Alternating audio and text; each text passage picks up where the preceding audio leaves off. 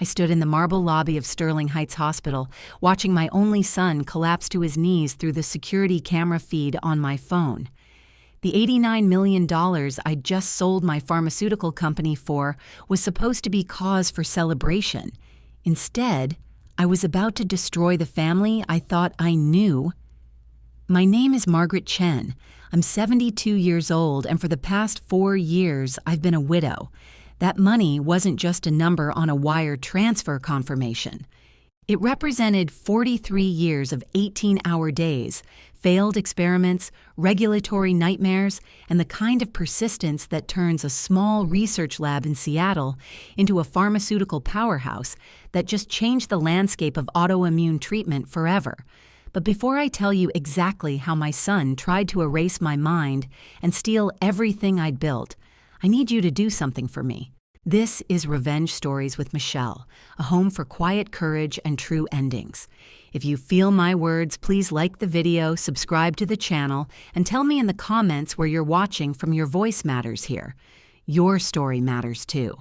Now, let me take you back to where this nightmare really began.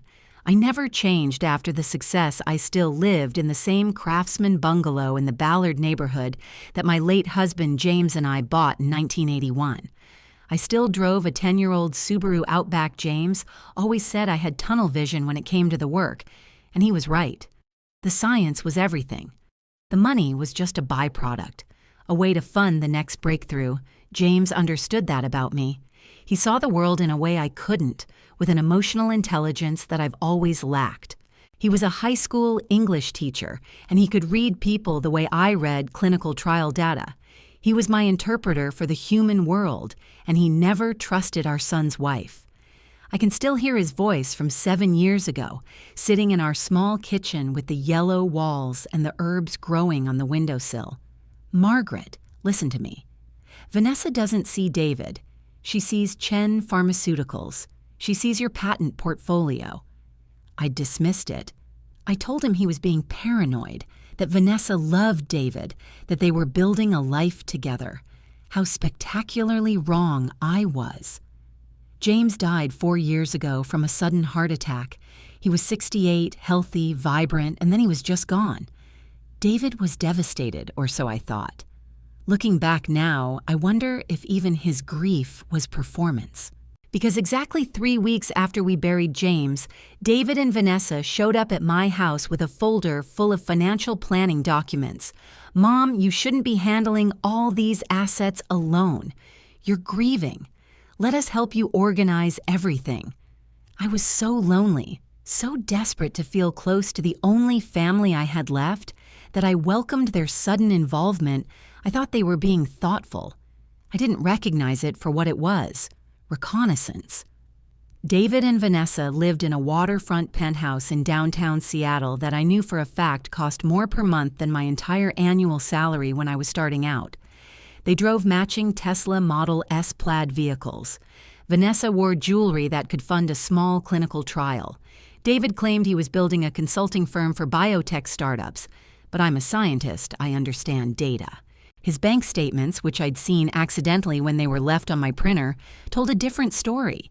A story of massive debt, over-leveraged investments, and a lifestyle built entirely on credit and expectation. The expectation of my money. For the past 8 months, since news of the Chen Pharmaceuticals acquisition started circulating in industry publications, they'd been circling me like sharks who'd finally smelled blood in the water. The visits became more frequent, the questions more pointed. Mom, have you thought about your estate planning? The tax implications of this sale are going to be complex. Mom, do you have a succession plan? What happens if something were to happen to you during the transition period? I'm a molecular biologist, not a fool. I saw what they were doing. But I told myself I was being cynical, that James's paranoia about Vanessa had infected me. I wanted to believe my son loved me. I needed to believe it. Then came the dinner invitation to Celestine, the most exclusive restaurant in Seattle, the kind of place where reservations are made 6 months in advance and a single meal costs more than most people's monthly rent. David insisted on celebrating the finalized sale. The wire transfer had cleared that morning. $89 million minus taxes and fees. Still more money than I'd ever imagined having. I should have been happy. Instead, I felt a creeping sense of dread I couldn't name. The restaurant was everything you'd expect. Floor-to-ceiling windows overlooking Elliott Bay. Tables spaced so far apart you could barely see your neighbors. Servers who move like ghosts, and a wine list that read like a financial document. We were seated at what the host called their premier table, right by the window where the sunset was painting the water in shades of amber, and Rose Vanessa looked stunning, as always. She wore a black dress that probably cost more than my car payment, and her smile was brilliant and sharp. David wore a suit I'd never seen before, navy blue with a subtle pinstripe, and he couldn't stop touching his phone. To Mom, he said, raising a glass of champagne that cost $200 a bottle to the woman who built an empire from nothing. "We're so incredibly proud of you." Vanessa's smile never reached her eyes. "So proud, Margaret. You've earned this, every bit of it. Now you can finally relax, enjoy your life. You've worked so hard for so long." Their words were right, but something about the delivery felt rehearsed, like lines in a play they'd practiced. I smiled and sipped my champagne and tried to ignore the cold feeling spreading through my chest. The meal progressed. Appetizers arrived, scallops that melted on the tongue, then a Dover sole that David insisted I try because it was flown in fresh that morning. The conversation stayed light, carefully light.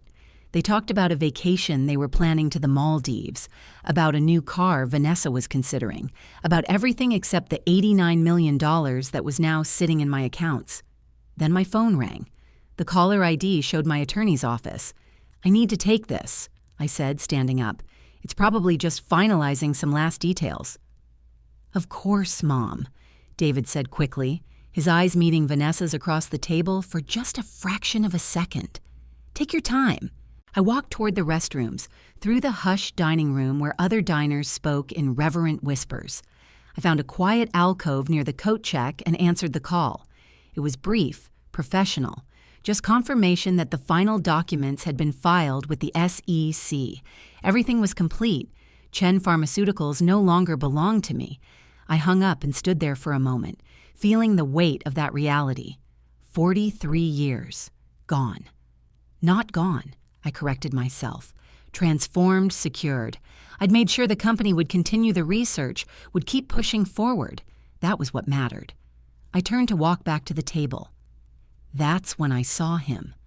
A young server, maybe 26 or 27, was standing frozen near the service station, his face the color of old parchment.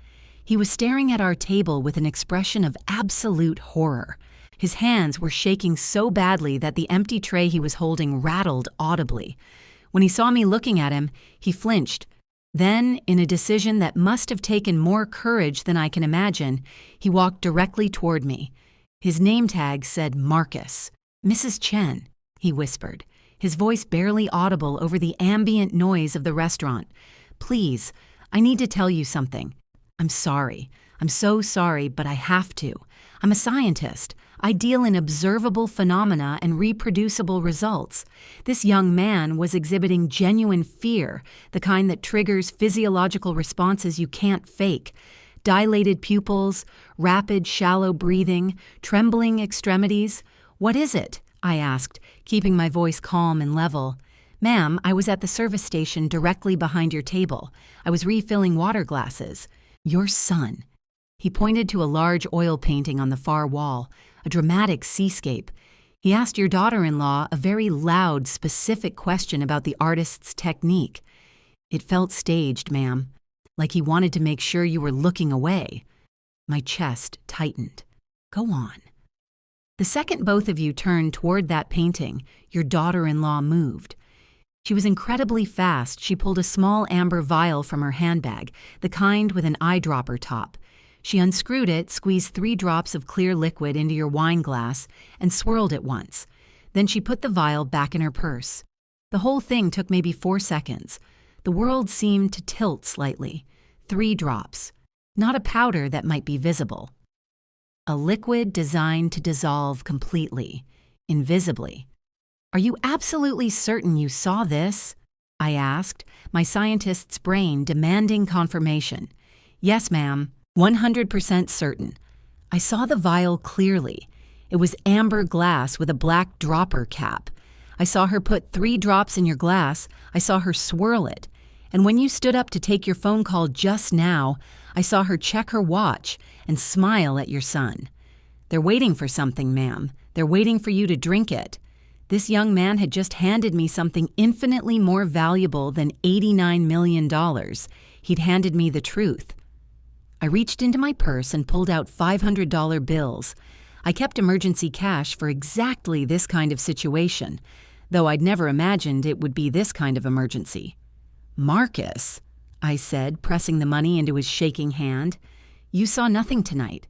You're going to finish your shift, go home, and never speak of this to anyone. But if you ever need anything, and I mean anything, you call this number." I handed him my personal card, the one without the company name. His eyes widened at the money. "Ma'am, I can't.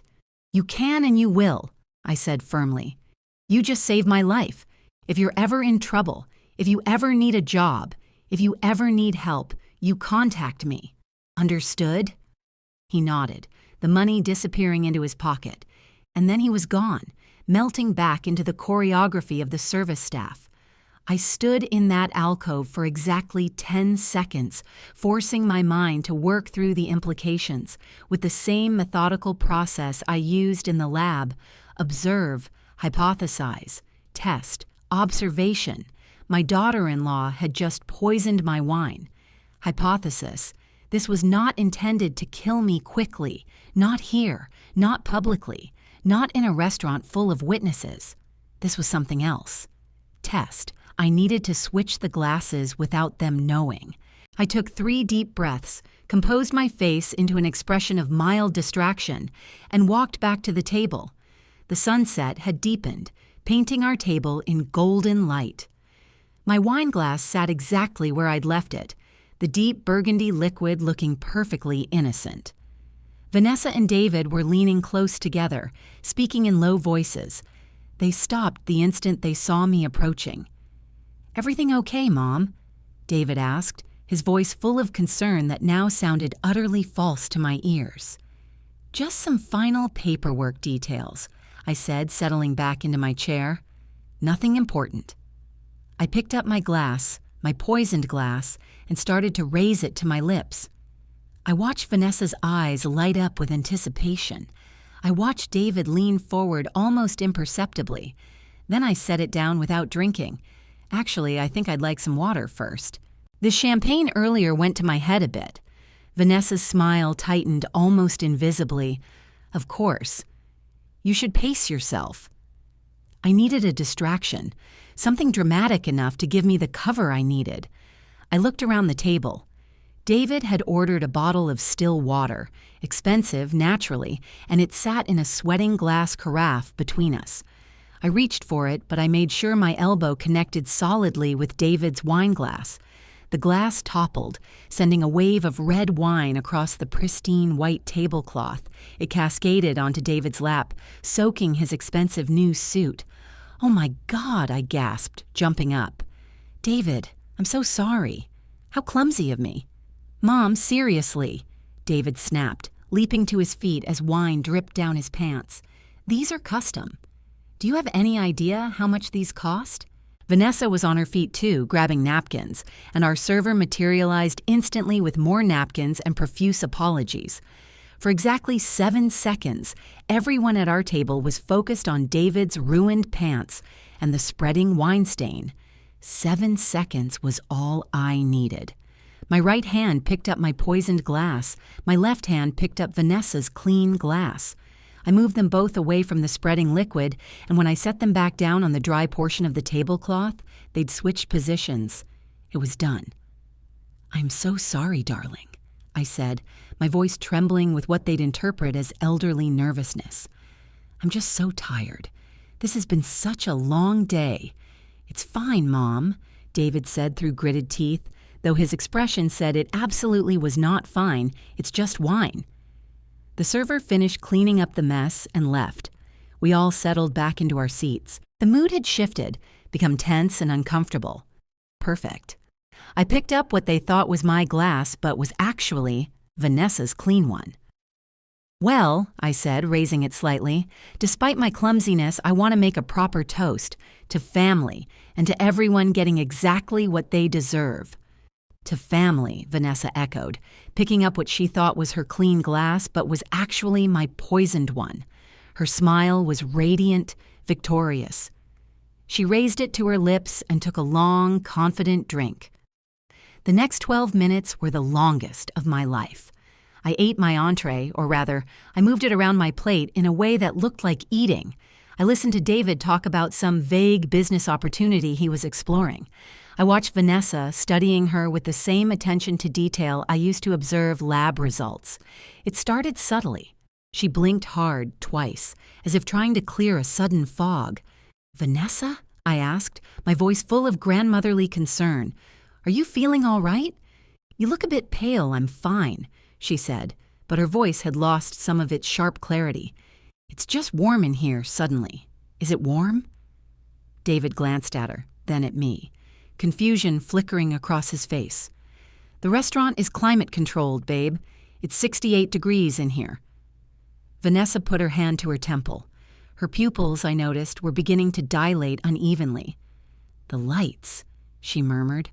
"Why are the lights so bright?" "They're not bright," David said, and now there was an edge of concern in his voice. Real concern, not the performative kind. "Vanessa, what's wrong?" "I don't know," she said. Her words were starting to slur ever so slightly. "I feel strange, David. I feel really strange." She tried to stand, pushing her chair back abruptly. The chair legs scraped across the floor with a harsh sound that made several nearby diners look over David. "Something's wrong. Something's really wrong." Then her eyes rolled back. It happened fast. One moment she was standing, unsteady but upright. The next, her legs simply gave out. She collapsed, her body hitting the carpeted floor with a dull sound. Her arms began to twitch, a mild seizure, exactly the kind of neurological symptom I'd expect from whatever drug they'd chosen. The restaurant erupted in controlled chaos. David was on the floor next to her, his face a mask of absolute incomprehension. "Vanessa! Vanessa, wake up!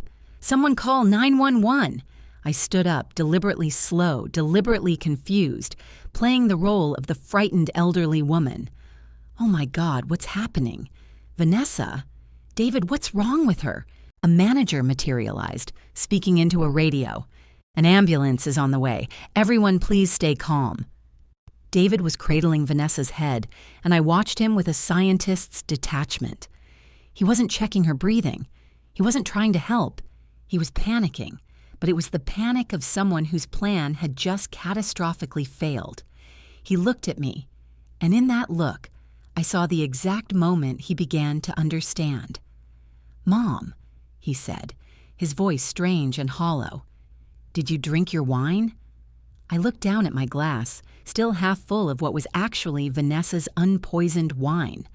"Some of it," I said vaguely. "Why? What does that have to do with anything?" His face went from pale to a sickly gray. "Oh, God. Oh, no. No, no, no." The paramedics arrived in less than 5 minutes, moving with practiced efficiency. They loaded Vanessa onto a gurney, asking rapid-fire questions that David couldn't seem to answer coherently. "What did she ingest?" One of the paramedics asked. "Did she take any medication? Any allergies we should know about?" "I don't know," David kept saying. "I don't know. She just collapsed. She was fine, and then she just collapsed." They wheeled her out, David following close behind. I trailed after them, the confused elderly mother, my purse clutched to my chest. The entire restaurant was watching in horrified silence. In the ambulance, I sat in the small seat next to the gurney while David rode up front. The paramedics were working on Vanessa, checking vitals, starting an IV. One of them kept asking questions about what she'd eaten, what she'd drunk, trying to narrow down the cause of her sudden collapse. "Did she have wine?" the paramedic asked. "Yes," David said from the front. "We all did. We were celebrating." The paramedic nodded, making notes. Okay. Possible alcohol interaction with something. We'll run a full tox screen at the hospital. David's reflection in the ambulance window showed me everything I needed to see. He wasn't worried about his wife. He was terrified about what the toxicology screen would show. He was already trying to calculate how to control the narrative, how to explain away what was in her system. We arrived at Sterling Heights Hospital, and they rushed Vanessa into a trauma bay David tried to follow, but a nurse stopped him firmly. "Sir, you need to stay in the waiting room. The doctors will come talk to you as soon as they know anything." "We need to know what she took," David insisted, his voice rising. "We need to know right now." The nurse's expression was professionally patient but unyielding. "Sir, that's exactly what they're trying to determine. Please, the waiting room is just down the hall." She pointed, and David had no choice but to comply. I followed him, maintaining my elderly shuffle, my expression carefully blank with shock. The waiting room was a study in institutional depression. Gray plastic chairs bolted to the floor, fluorescent lights that hummed at a frequency designed to induce headaches, and a television in the corner playing local news on mute. David collapsed into one of the chairs, his head in his hands. I sat 2 chairs away, giving him space while keeping him in my peripheral vision. He pulled out his phone with shaking hands and dialed a number. "Marcus," he hissed into the phone, his voice low but urgent. "We have a problem, a massive problem." Marcus. That was interesting. Not a common name. Not the same Marcus who'd warned me, I assumed, but the coincidence was notable. "She drank it," David continued, his voice cracking. "I don't know how the old woman must have switched the glasses somehow. The plan is destroyed. She's in the ER right now, and they're running a tox screen. They're going to find the Ativan and the Ambien, and they're going to know it was way over a therapeutic dose." He listened for a moment, his face growing even paler. "I don't know what to do. The conservatorship hearing is at 9 tomorrow morning. How are we supposed to argue that she's incompetent if she's the one who's healthy and Vanessa's the one in the hospital? 9 tomorrow morning. Conservatorship." The pieces were falling into place with a clarity that made my hands clench in my lap. This wasn't just about stealing my money. They'd been planning to have me declared legally incompetent. "You need to get down here," David said into the phone. "You need to fix this. I don't care how. You're the one who prescribed it. You're the one who said it would work." He paused. "Yes, I know about your situation. I know about the money you owe. That's not my problem. You took my money, you gave us the drugs, and now you need to make this right, or I will destroy you." He hung up and sat there, breathing hard, his face in his hands. He didn't move for almost 3 minutes. Then he looked over at me as if suddenly remembering I was there. "Mom," he said, his voice taking on a forced gentleness. "Are you okay? This must be so frightening for you." I let my eyes fill with tears. It wasn't hard I was mourning, just not for the reasons he thought. I was mourning the son I thought I had. "Oh, David," I whispered. "What's happening? Why would Vanessa just collapse like that? Is she going to be okay?" "I don't know, Mom," he said, and at least that part was honest. "The doctors are working on it." "Maybe it was something she ate," I offered weakly. "Or maybe she's been working too hard. She always seems so stressed." "Maybe," David said, his eyes distant. He was calculating, planning. I could almost see the gears turning.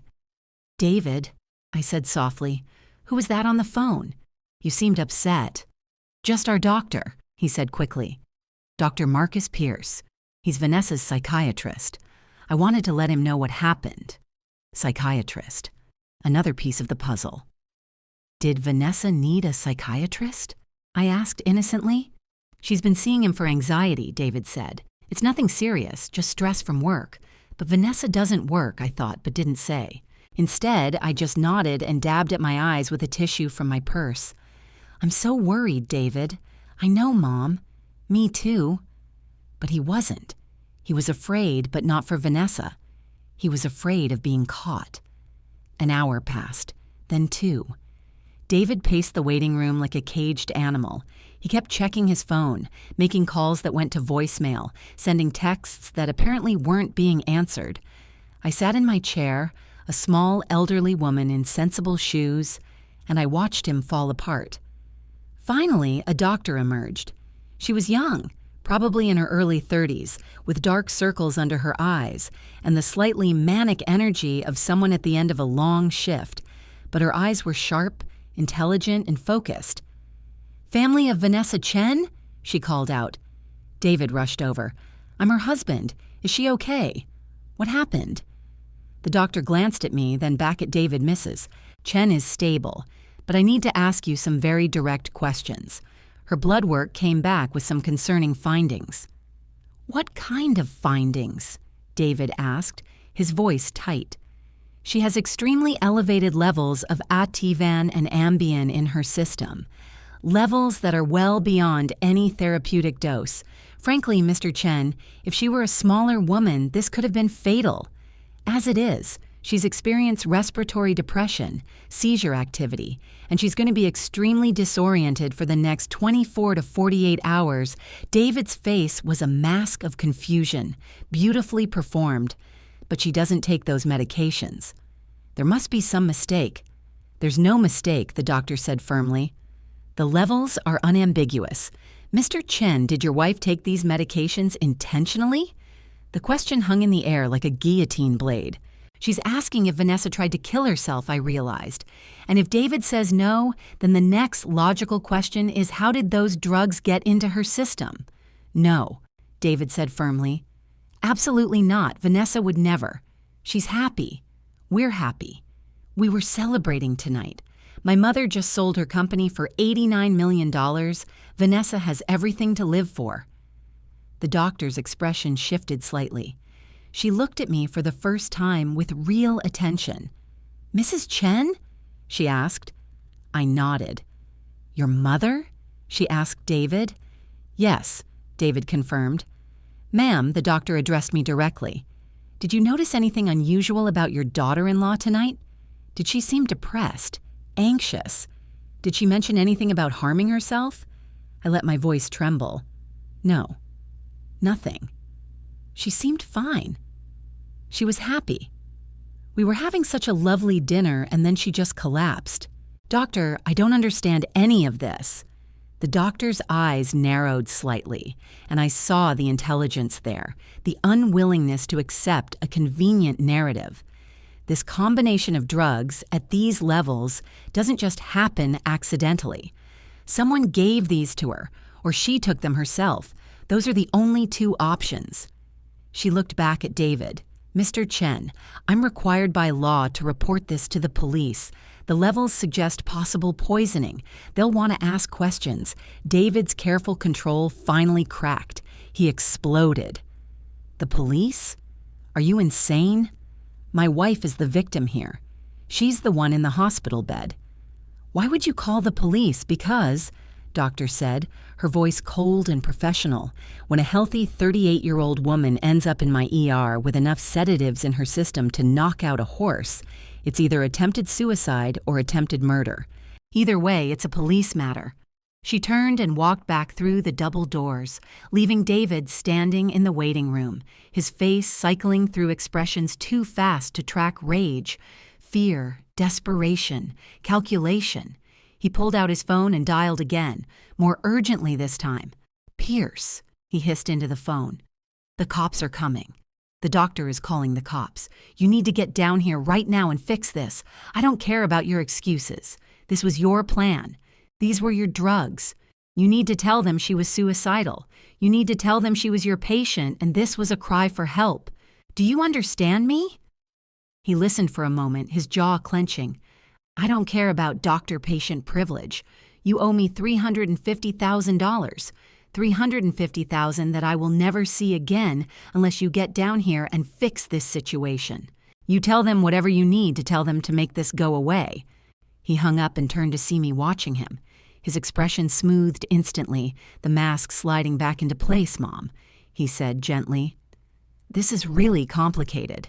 But everything's going to be okay. Dr. Pierce is coming down. He's Vanessa's psychiatrist. He'll explain everything to the police." "But David," I said, my voice small and confused, "why would Vanessa's psychiatrist know anything about this? I thought you said she just had anxiety." "She does," David said quickly, "but she's been struggling more than I realized. Pierce has been helping her.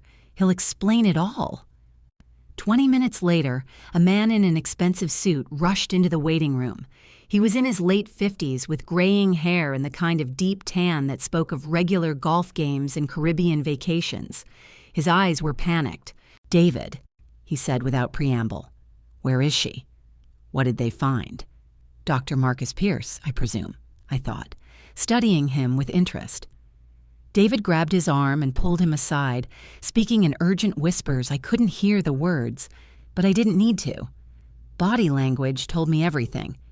David was giving orders. Pierce was objecting. David said something that made Pierce go pale, and whatever it was, it worked. Pierce's objection stopped. A police officer arrived shortly after, a young woman with a notepad and a patient expression. She introduced herself as Officer Sandra Reyes and started asking questions. David and Dr. Pierce had clearly prepared their story. "Officer," Dr. Pierce said, his voice smooth and professional, "I'm Dr. Marcus Pierce. I've been treating Vanessa Chen for severe anxiety and depression for the past 6 months. She's been on a carefully managed medication regimen, but she's been showing signs of increasing distress lately. This appears to be a suicide attempt. Tragically, she must have taken an entire prescription bottle." The officer made notes. "You're saying she was your patient and this was intentional self-harm?" "That's correct," Pierce said gravely. "I should have seen the signs more clearly. This is a devastating failure on my part." I watched this performance with a scientist's detachment. He was smooth, practiced. How many times had he lied to protect his interests? How many patients had he betrayed? Officer Reyes turned to David. "Mr. Chen, did you have any indication your wife was feeling suicidal?" David shook his head, his expression perfectly calibrated for a grieving, shocked husband. "No, none at all. I thought she was doing better." "Doctor, Pierce had told me her treatment was progressing well. This is completely out of nowhere." The officer looked at me. "Mrs. Chen, did you notice anything concerning about your daughter-in-law tonight?" I let my hands shake as I reached for another tissue. "No, officer. She seemed happy. We were celebrating. I had just sold my company, and we were having a nice family dinner. Then she just collapsed. I don't understand any of this." Officer Reyes finished her notes. "The hospital is going to keep her for a mandatory psychiatric evaluation," she said. 72 hours minimum. After that, she'll need ongoing care. Dr. Pierce, I assume you'll be coordinating that?" "Of course," Pierce said smoothly. "Whatever she needs." The officer left, and the moment she was gone, the tension between David and Pierce exploded into quiet violence. "This is a disaster," David hissed. "An absolute disaster. What did you want me to do?" Pierce shot back. "She has your drugs in her system. Your plan failed. I did damage control." David's voice dropped to a venomous whisper. "The conservatorship hearing is in 8 hours. 8 hours, Marcus. And now, instead of my senile mother being the one in the psychiatric ward, it's my wife. How exactly am I supposed to argue that my mother is incompetent when she's standing here perfectly fine and Vanessa is the one who just tried to kill herself?" I felt a cold satisfaction settle into my bones. I had just heard the full confession, standing 10 feet away, and they had no idea. "Figure it out," Pierce snapped. "That's what I paid you for." David grabbed his arm hard enough to leave marks. "No, what you paid me for was a clean plan. Untraceable sedatives that would make her look confused and disoriented. A psychiatric evaluation that would support our petition. A judge who would sign off on the conservatorship before lunch. Instead, the wrong person drank it. The police were just here. And my mother heard you say, 'your drugs,' about 3 seconds ago." Pierce's face went white. He turned to look at me, really look at me for the first time. I let my expression stay vague, confused. The lost elderly woman, I blinked at them both. "David, what are you two arguing about?" What drugs? I thought Vanessa took her own medication. Pierce let out a shaking breath. See? She doesn't understand. She's confused. David studied me, and I saw the calculation in his eyes. He was trying to decide if I'd actually understood what I'd just heard, or if I was too senile to process it, Mom, he said slowly. Are you feeling okay? You look very tired. I am tired, I admitted, letting my voice waver. This has been such a difficult night. Maybe I should go home. Let me drive you, David said immediately. You shouldn't be alone tonight. No, I said, firmer than I'd been all evening. No, I want to go home to my own house. I'll take a cab. Mom, you can't take a cab. Let me drive you. You're too upset. I stood up, clutching my purse. David, I raised my voice slightly, letting it take on an edge of elderly stubbornness. I have been taking care of myself for 72 years. I can take a cab home. You stay here with Vanessa. She needs you more than I do. And before he could argue further, I walked out of the waiting room, through the ER doors and into the cool Seattle night. I didn't take a cab. I had called someone much more useful while David and Pierce were arguing. A black Lincoln Town car was waiting at the curb. The driver got out and opened the door. Mrs. Chen? Yes, I said, climbing into the back seat. Thank you for coming on such short notice, Robert. Robert Mitchell had been my attorney for 27 years. He was 64 years old, sharp as a scalpel, and completely ruthless when needed. He was also, conveniently, awake at 11 p.m. on a Thursday night. Margaret, he said from the seat next to me. What on earth is going on? Your text said it was an emergency. I buckled my seatbelt and looked at him with complete clarity. Robert, my son, and his wife just tried to drug me tonight at dinner. They put sedatives in my wine to make me appear incompetent so they could file for emergency conservatorship tomorrow morning at 9 a.m. and take control of my $89 million. Unfortunately for them, I switched the glasses and Vanessa drank it instead. Robert stared at me in silence for 5 full seconds. Then he started laughing. Not a pleasant laugh. The laugh of a predator who had just been handed prey on a silver platter. Tell me everything, he said, pulling out his phone and opening a voice recording app. And I mean everything. For the next 45 minutes, as the car drove through empty Seattle streets, I told him everything.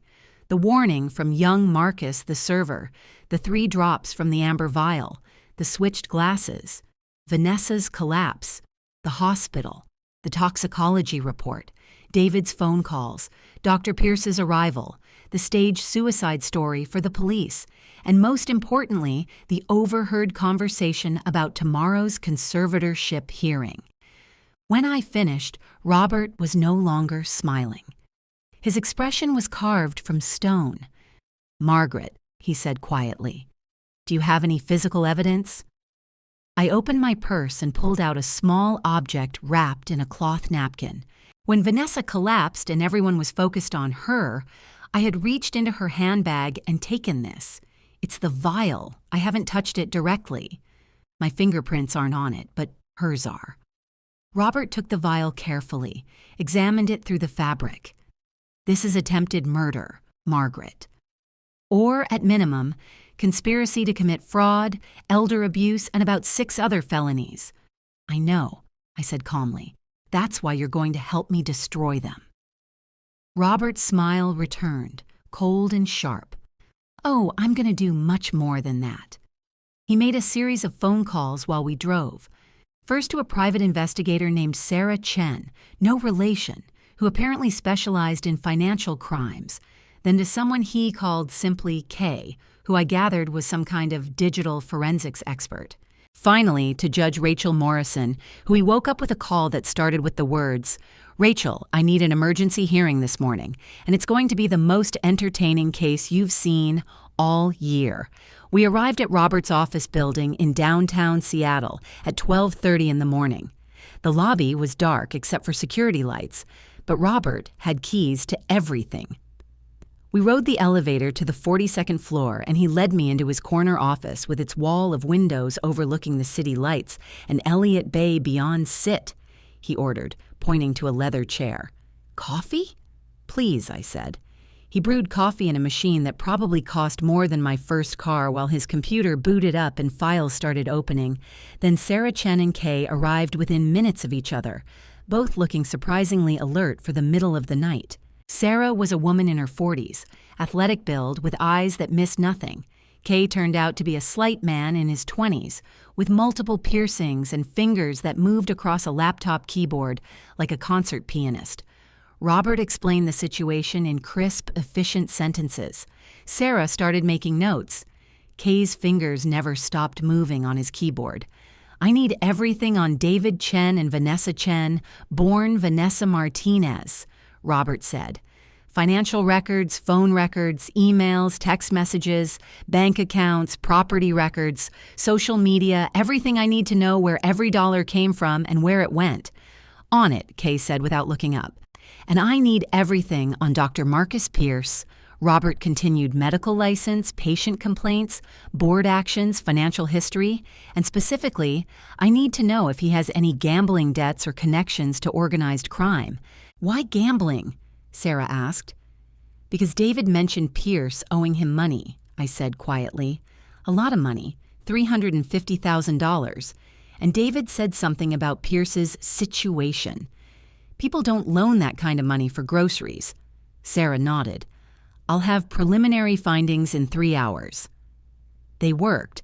I sat in Robert's office and watched the sun come up over Elliott Bay, turning the water from black to gray to that particular shade of blue that makes Seattle heartbreaking. Robert kept feeding me coffee, and at some point, someone brought bagels. At 6 a.m., Sarah came back with a file 2 inches thick. "David and Vanessa are drowning," she said without preamble. "They have 14 credit cards, all maxed out. They have loans from 3 different banks. They lease both cars, the penthouse, even most of their furniture. Their combined debt is somewhere north of $2.3 million. "How are they making minimum payments?" Robert asked. "They're not," Sarah said. "They've been juggling, robbing Peter to pay Paul. But it's a house of cards, and it's been days away from collapse for months. The only thing keeping them afloat has been small cash infusions every few weeks." "From where?" I asked. "That's where it gets interesting," Sarah said, opening the file. "The cash comes from a series of LLCS shell companies. Basically, all of them eventually trace back to a parent company called Chen Logistics Solutions." I felt my blood turn to ice. "Chen Logistics Solutions? That's your company's logistics division, isn't it?" Robert asked, watching me carefully. "It was," I said slowly. "Before the sale, we handled shipping of pharmaceutical compounds. Highly regulated, temperature-controlled, GPS-tracked transportation. Every shipment was documented 6 ways from Sunday." Sarah pulled out more papers. "For the past 14 months, there have been irregularities. Shipments that left your facilities but never arrived at their destinations. Containers that were logged as equipment maintenance but never actually contained equipment. And payments from foreign accounts that don't match any legitimate contracts." "He was using my company," I whispered. "He was using my logistics network to smuggle something." "Almost certainly," Sarah confirmed. "I can't prove what yet, but the pattern is clear. And Margaret, the timing is crucial. Your company's sale triggers a mandatory federal audit. Every shipment, every manifest, every financial transaction for the past 5 years gets examined by federal investigators. If David has been using your logistics network for illegal activity, that audit will expose everything. So he wasn't just trying to steal my money," I said, the full picture finally clicking into place. "He was trying to stop the audit. If he could get conservatorship over me, he could potentially delay or interfere with the federal audit process. He could bury evidence." "Exactly," Robert said. "This isn't greed. This is desperation. He's looking at federal prison." "What about Pierce?" I asked. Kay looked up from his laptop for the first time. "Oh, Pierce is dirty. Medical board has 3 complaints against him, all dismissed. But the pattern is clear. He's been prescribing controlled substances without proper documentation. And Sarah was right about the gambling. He's into an offshore betting syndicate for $470,000. Who holds the debt? Robert asked. Kay's fingers flew. A shell company called VR Holdings. And guess who the principal of VR Holdings is? David Chen, I said. Ding, ding, ding. Kay confirmed. David doesn't just owe Pierce money. David owns Pierce's debt. He bought it from the gambling syndicate, probably at a discount. That means he controls Pierce completely. Pierce does what David says, or David reports him to the medical board and the DEA, and Pierce loses everything. So the conservatorship plan, I said, working through it, David knew Pierce was compromised. He bought Pierce's debt to control him. Then he had Pierce prescribe the sedatives and provide the medical testimony to support a finding of incompetence. Pierce had no choice.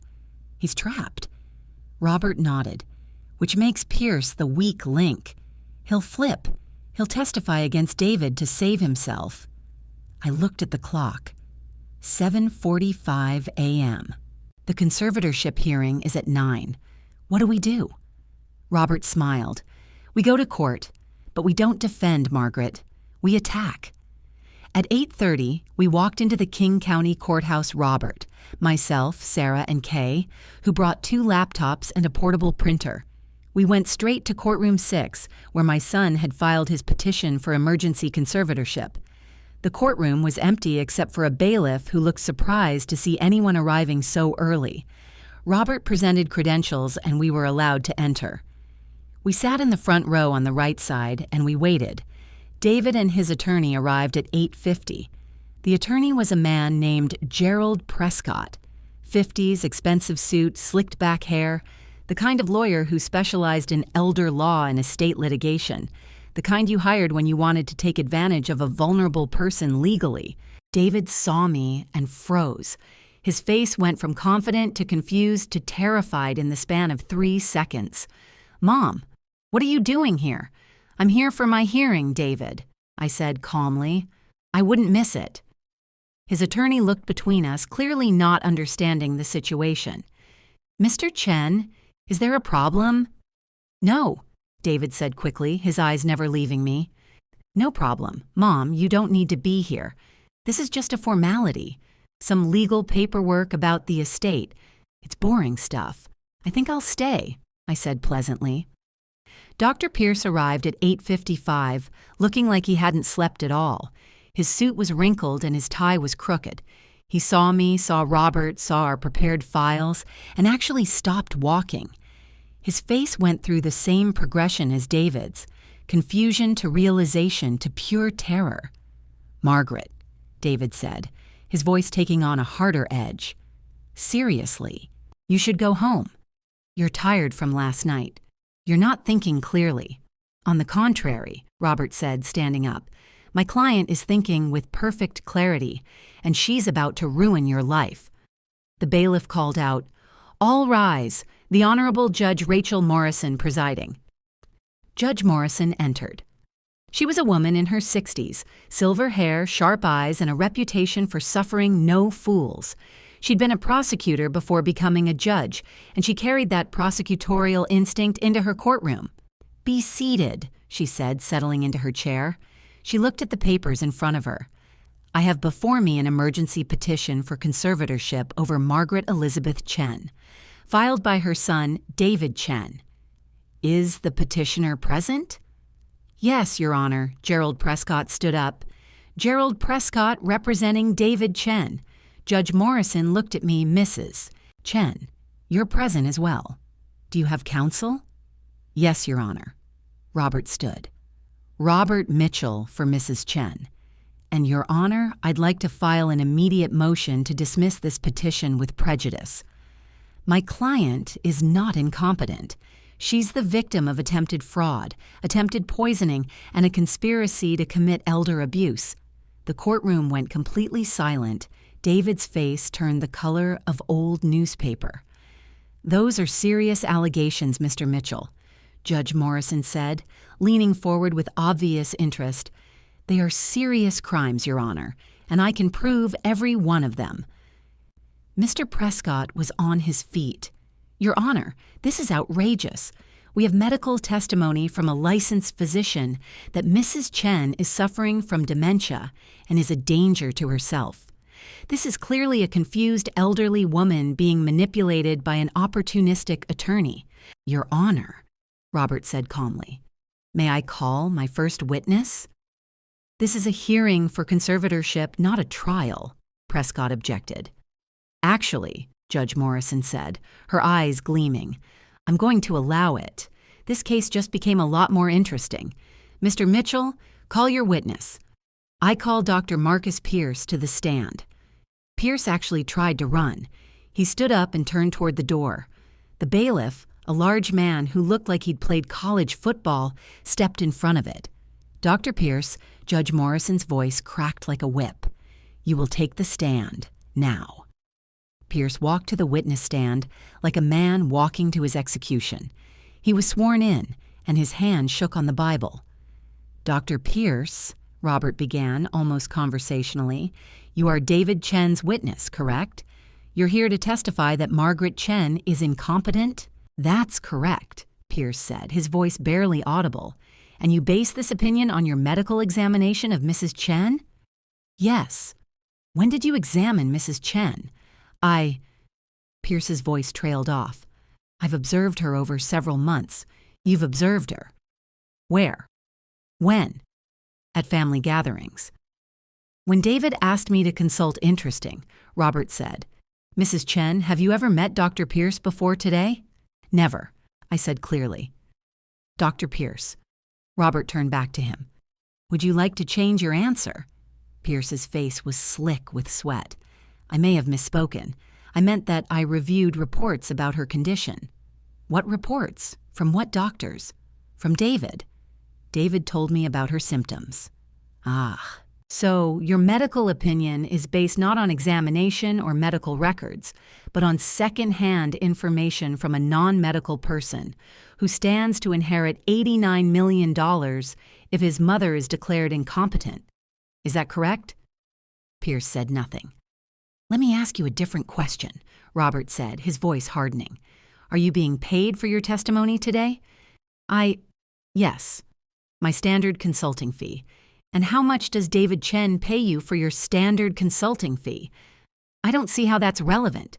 "Answer the question," Judge Morrison ordered. $5,000, Pierce whispered. $5,000 to testify that a woman you've never examined is incompetent. Robert let that hang in the air. "Dr. Pierce, is it true that you owe David Chen approximately $350,000? Prescott jumped up. "Objection. The doctor's personal finances are not relevant to this proceeding." "Your Honor," Robert said, "it is absolutely relevant when those finances create a clear conflict of interest and possible coercion." "Overruled," Judge Morrison said, leaning even further forward. "Answer the question, Dr. Pierce." "Yes. I owe David money. And is it true that David Chen holds your gambling debts? That he purchased those debts from the original creditors?" Pierce's voice was almost inaudible. "Yes." "Speak up, please," Judge Morrison instructed. "Yes," Pierce suddenly shouted. "Yes, he owns my debts. He owns me. He told me to come here and testify that his mother was crazy, or he'd report me to the medical board and I'd lose my license. He forced me to do this." David was on his feet. "That's a lie. He's lying. Sit down, Mr. Chen," Judge Morrison commanded. "Is David Chen forcing you to commit perjury, Dr. Pierce?" Robert asked. "Yes," Pierce said, and suddenly the words were pouring out. "All of it. He wanted me to prescribe sedatives. He said he was going to drug his mother at dinner last night to make her look confused and disoriented. Then I was supposed to examine her this morning and testify that she was showing signs of rapid dementia. But it went wrong. His wife drank it instead. She's in the hospital right now because she accidentally took the drugs that were meant for his mother. The courtroom erupted. Judge Morrison's gavel came down like thunder order. "Your Honor," Prescott was saying, "my client had no knowledge of this. This is the delusional testimony of a man trying to avoid responsibility for his own actions. Robert opened his briefcase. Your Honor, I have text messages between David Chen and Dr. Pierce discussing the drug dosage. I have financial records showing payments from David Chen to Dr. Pierce that coincide exactly with prescription dates. I have phone records showing 17 calls between David Chen and Dr. Pierce in the 24 hours leading up to last night's incident.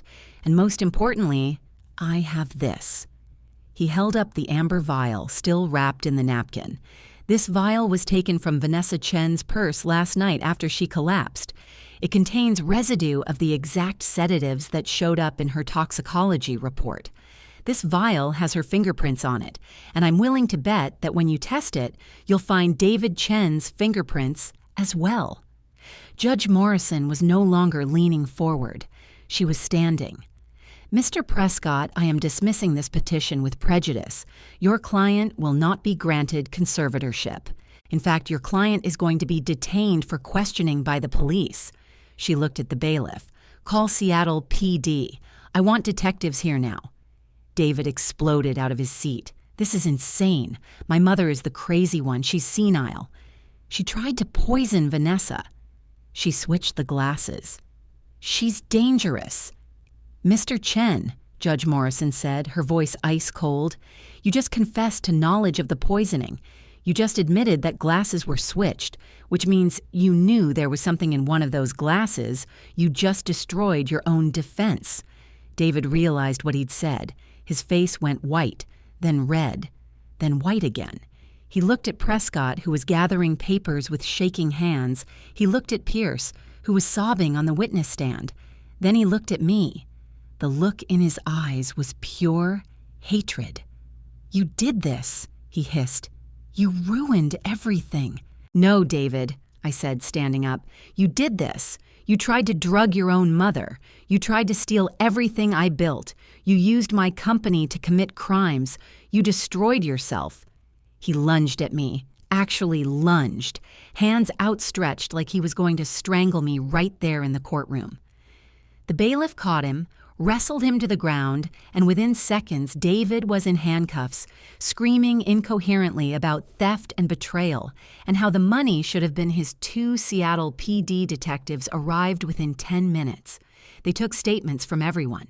Robert handed them the vial, the financial records, the text messages, everything. They arrested David on the spot. Conspiracy to commit fraud, attempted poisoning, elder abuse, and embezzlement. Dr. Pierce was arrested as well, though he was cooperating fully, giving a statement that detailed the entire plot.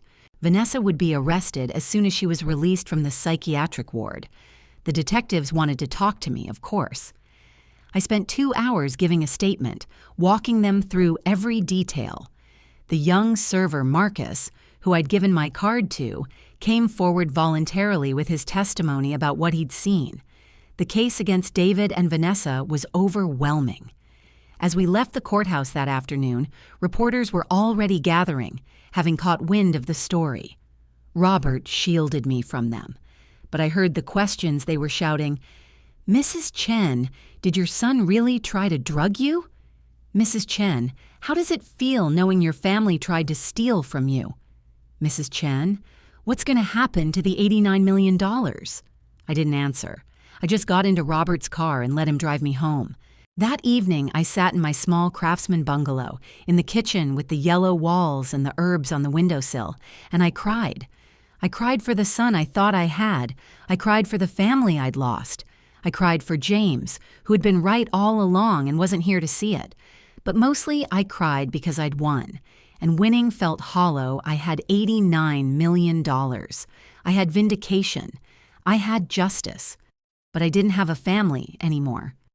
That night, as I sat in that quiet house, I made a decision about what to do with the money. It wouldn't go to David. He would get nothing, not after prison, not after everything. I would build something better, something James would be proud of. The next few months were a blur of legal proceedings, depositions, and media attention. David was sentenced to 12 years in federal prison for embezzlement, fraud, and attempted elder abuse. The investigation into Chen Logistics revealed exactly what I'd suspected. David had been using my shipping network to smuggle pharmaceutical compounds to underground markets, controlled substances, experimental drugs that hadn't been approved, medications diverted from legitimate channels.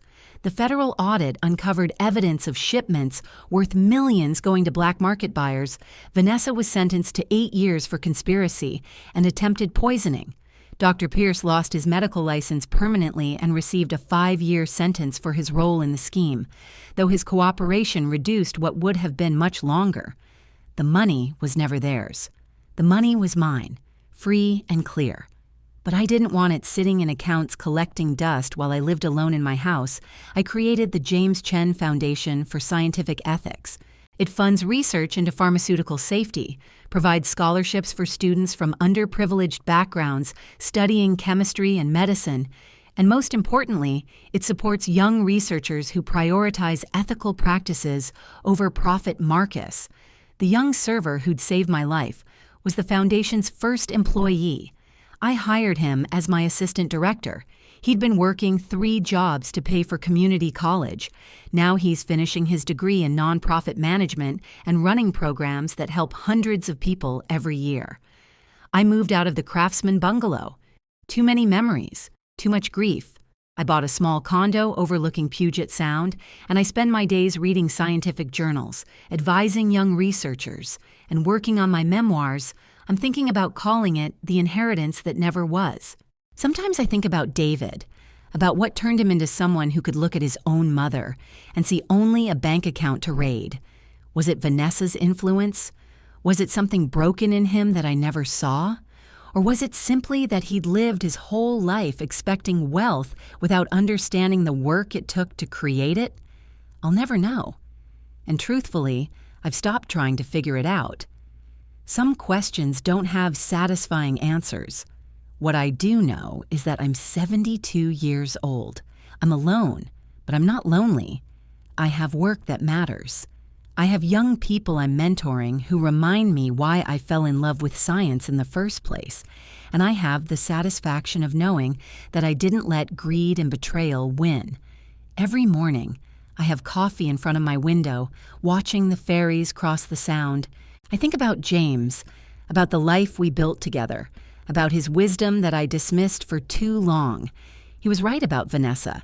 He was right that I needed to be more careful about whom I trusted. But he was also right about something else he told me once.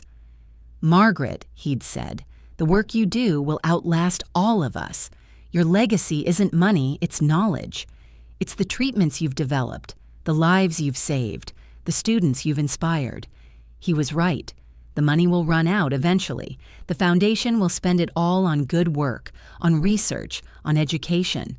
And when it's gone, what will remain is the impact. The discoveries made by researchers I funded, the careers launched by scholarships I provided, the ethical standards upheld by students who learned from my example. That's the inheritance I'm leaving.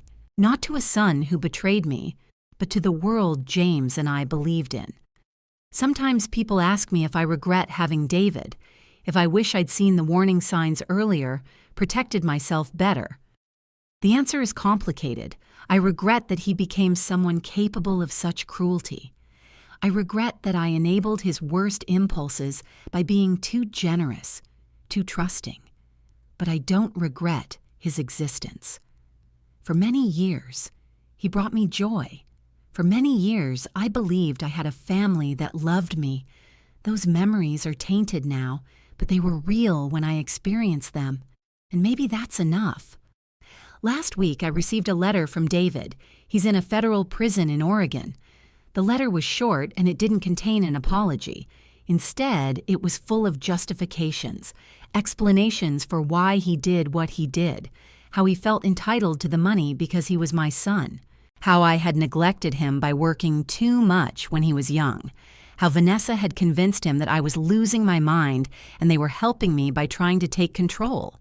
It was the letter of someone who still doesn't understand what he did wrong, someone who sees himself as a victim of circumstances rather than the architect of his own destruction. I didn't write back. There's nothing to say, but I'll tell you what I told the reporter who asked me for an interview last month. I survived because I trusted my instincts, because I paid attention when something felt wrong, and because I had the courage to fight back when it mattered most. People think elderly women are easy targets. They think we're confused, weak, vulnerable. Sometimes we are, but sometimes we're just patient. Sometimes we're watching, waiting, gathering evidence, and planning our response. David underestimated me because I'm 72 and I drive a Subaru and I live modestly. He thought those things made me weak. He was wrong. Those things made me underestimated, which gave me the advantage I needed. So if you're watching this and you're someone who takes care of an elderly parent or grandparent, pay attention. Really pay attention. If family members suddenly become interested in finances, if they start suggesting the elderly person is confused or forgetful when they're not, if they start isolating that person from other family or friends, those are warning signs. And if you're elderly yourself and you're feeling pressured by family members about your assets, trust your gut. Get a second opinion. Talk to an attorney you trust. Don't let anyone make you feel incompetent or crazy. You built what you have. You have the right to control it. This is Revenge Stories with Michelle, a home for quiet courage and true endings. If you feel my words, please like the video, subscribe to the channel, and tell me in the comments where you're watching from. Your voice matters here. Your story matters too. As for me, I'm still here. I'm still working. I'm still fighting for what matters. And I'm still winning. James would be proud.